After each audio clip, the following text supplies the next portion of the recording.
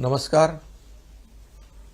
सध्या देशभरामध्ये नवीन JN1 हा Covid variant आढळला आहे.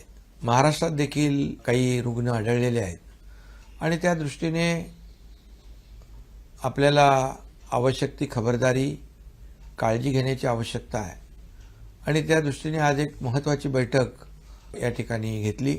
यामध्ये सार्वजनिक आरोग्य विभाग, वैद्यकीय शिक्षण विभाग, दोन्ही मंत्री, मुख्य सचिव, संबंधित सचिव, विभागीय आयुक्त आणि जिल्हाधिकारी असे सर्वच अधिकारी होते आणि यांना मी सूचना दिलेल्या आहेत, निर्देश दिलेले आहेत की जी आपली कोविडची पूर्वीची यंत्रणा जी आहे, मग आयसोलेशन बेड असतील, ऑक्सिजन बेड असतील, ICU बेड असतील, व्हेंटिलेटरचे बेड असतील, PSA प्लांट असेल, ऑक्सिजन प्लांट असेल, त्याचबरोबर RT-PCR लॅब असतील, या सर्व ज्या यंत्रणा आहेत त्या अलर्ट ठेवण्याच्या सूचना दिलेल्या आहेत.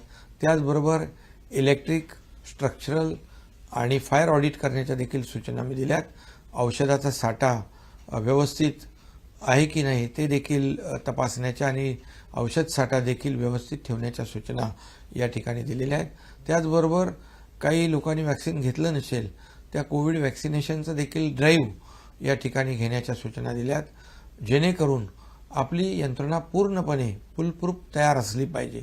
आणि सार्वजनिक आरोग्य विभाग आणि वैद्यकीय शिक्षण विभाग दोन्ही यामध्ये विभाग काम करत आहेत, अलर्ट आहेत, मॉकड्रिल देखील झालेलं आहे आणि त्यामुळे ही जी सिस्टीम जी आहे ही सिस्टीम अद्ययावत करण्याच्या आणि मॉनिटर करण्याच्या सूचना आजच्या बैठकीमध्ये पूर्णपणे मी संबंधितांना दिल्यात.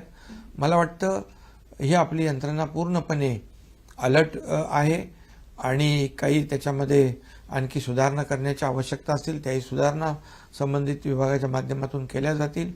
परंतु या ठिकाणी कुठल्याही नागरिकाची गैरसोय होणार नाही अशा प्रकारच्या सूचना आजच्या बैठकीत दिल्यात.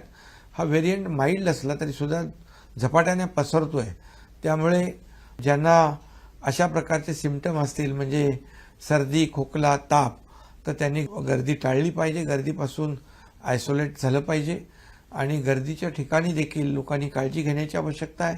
आज आपण पाहतोय की 25 डिसेंबर नाताळ येतोय, 31 डिसेंबर येतोय, त्यामुळे नागरिकांनी जास्तीच काळजी घेण्याची आवश्यकता आहे, पण घाबरण्याची आवश्यकता नाही. एवढंच आवाहन या ठिकाणी मी करतोय, कारण पूर्वी आपण या कोविडचं मोठं संकट आपण त्याचा सामना केलेला आहे. मोठ्या प्रमाणावर या अनपेक्षित संकटामध्ये सर्व टीमने काम केलं आहे. मग त्यामध्ये डॉक्टर असतील, नर्सेस आहेत, त्यामध्ये पोलीस यंत्रणा आहे, NGO आहेत, संपूर्ण प्रशासन आहे. याने एक टीम बनवून काम केलं आहे. टास्क फोर्सने आपल्याला मोठी मदत केली आहे आणि म्हणून आपल्याला त्याचा पूर्वानुभव पूर्णपणे चांगला आहे. त्याचबरोबर आदरणीय प्रधानमंत्री नरेंद्र मोदी साहेबांच्या नेतृत्वाखाली आपल्या देशाने देखील धीरोदात्तपणे या कोविड संकटाचा सामना केला आहे आणि त्याचाही अनुभव आपल्याला आहे. आपल्या राज्याला देखील केंद्र सरकारने मोदी साहेबांच्या नेतृत्वाखाली त्या काळात देखील भरीव कोविडसाठी मदत केली आणि म्हणून यावेळेस आपली यंत्रणा पूर्णपणे अलर्ट असली पाहिजे. यासाठी आजचा एक महत्त्वाची बैठक, आढावा बैठक घेतलेली आहे. नागरिकांना देखील माझं आव्हान आहे, विनंती आहे की आपण काळजी घेऊया. गर्दीच्या ठिकाणी अधिक काळजी घेण्याची आवश्यकता आहे, पण पुन्हा एकदा मी सांगेन की काळजी घेण्याची आवश्यकता आहे, परंतु घाबरण्याची आवश्यकता नाही, कारण याचा सामना आपण व्यवस्थित करू.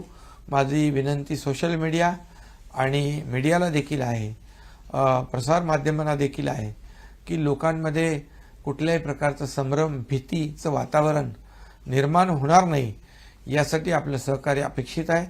कारण आपण सगळ्यांनी मिळून एक टीम बनून हे नवीन आलेला जो काही JN1 व्हेरियंट आहे त्याला परतवून लावू आणि कोविडपासून आपल्या राज्यातल्या नागरिकांचं रक्षण करू.